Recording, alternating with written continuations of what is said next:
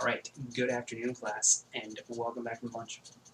I hope that you all had a terrific lunch, and that you are prepared to do some super fun science, because today, right now, at this moment, in this classroom, I'm going to teach you guys how to begin the research part of creating a chart.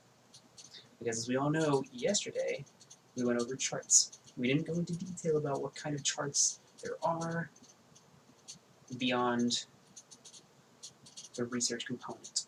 And today we're going to look even more into that, because we didn't have a whole lot of time yesterday. It was kind of rushed.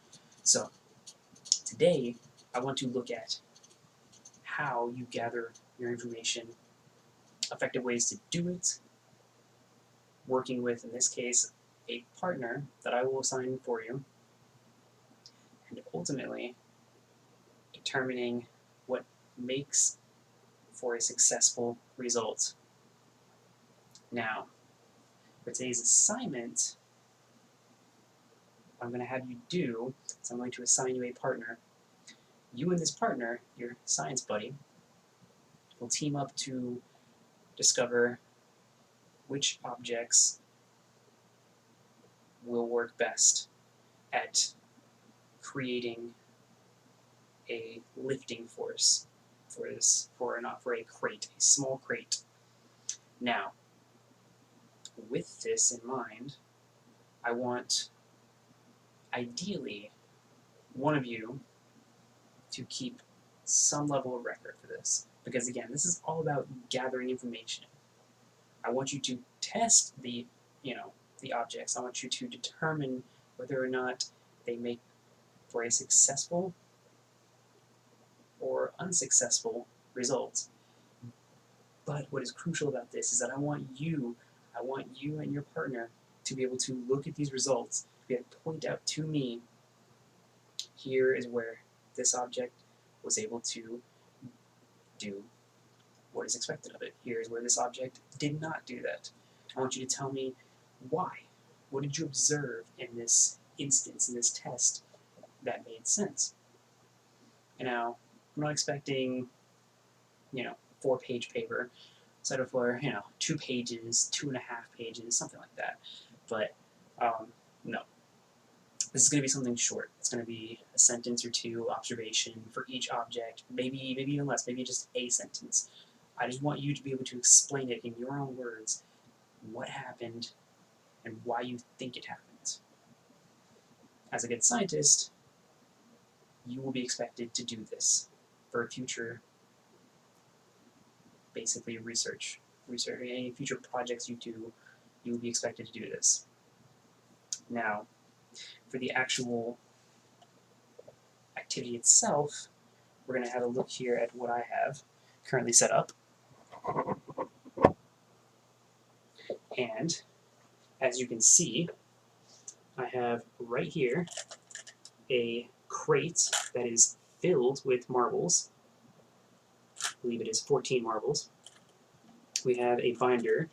However, you will be using the books at your desk, your science books. You will place it up against the edge of this book while you're securing the other end, while your partner or you are securing the other end, and you will use various objects that have been either assigned to you, there are 4 assigned, or your 1 wildcard choice. So, for the sake of not having crayons on hand, I will use a pen as the crayon filler.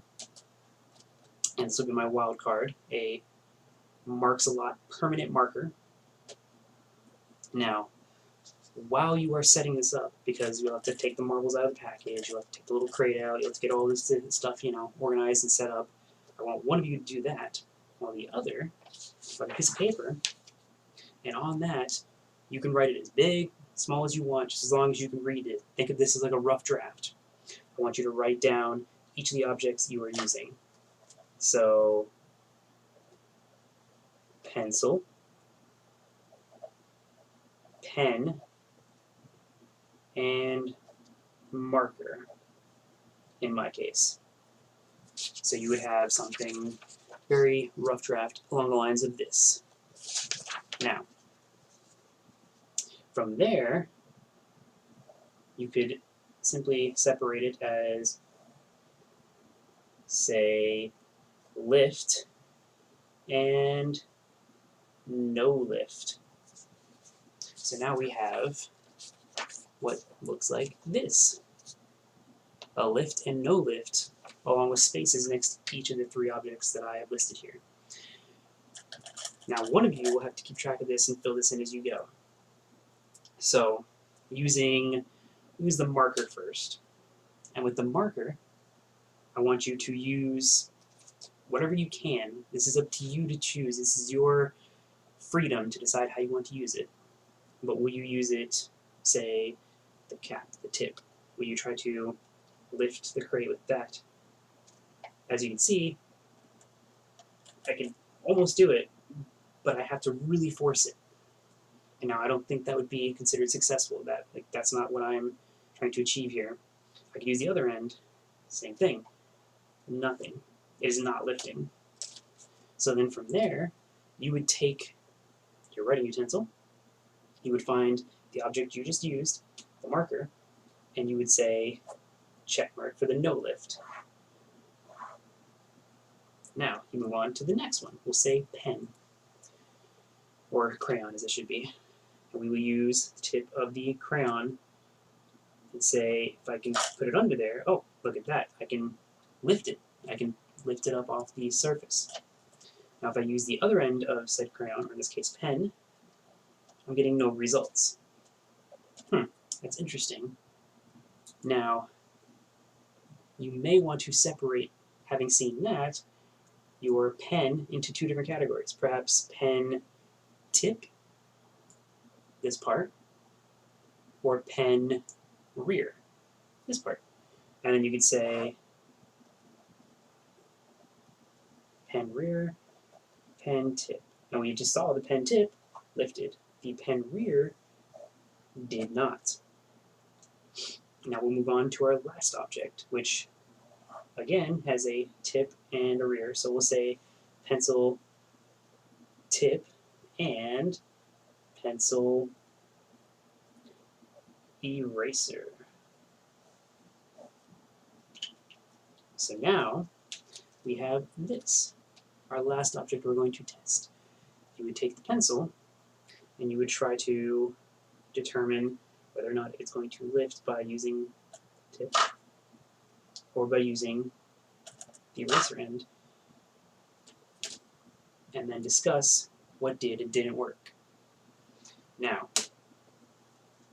what you should end up with is something along the lines of this as a rough draft, where you've checked each of the things that did and did not succeed. From there, I want you and your partner to discuss and write either somewhere on this paper or in your science journals what caused this to occur. Why? Why did object A lift and object B did not? What made this happen? Was it perhaps something that we went over earlier in class, having to do with wedges, perhaps? And can anyone remind us, again, what a wedge is? Yeah, Jesse? Yeah, that's spot. Okay, perfect. Jesse, that is a great way to describe it. Think of it as basically a ramp that you would maybe say ride your bicycle up, and then a ramp on the other end going up. So it's like a V almost, with a pointed or a very narrow end, and then sloped ends on either side. So now the idea of this is that you could potentially use this to place somewhere between, say, two objects and cause something to occur. Now, would that have any instance of occurring here with the objects that we tested? That's for you to decide.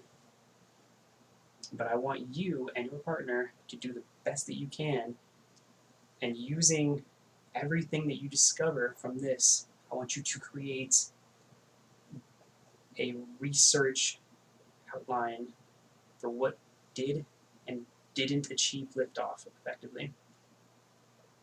and y. And then once you are done, you will hand in your science journals for the day. We'll move on to math. So give you, say, what, 20? 15? 15? You guys want 15? 20? 20 minutes? All right, 20 minutes. Maybe. We'll see. I think you guys can do it faster than that. So let's go.